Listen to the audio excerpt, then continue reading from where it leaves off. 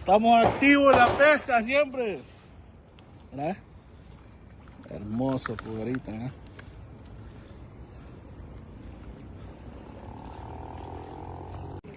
Seguimos, papá, la matancina, mira. Desde la casa, papá.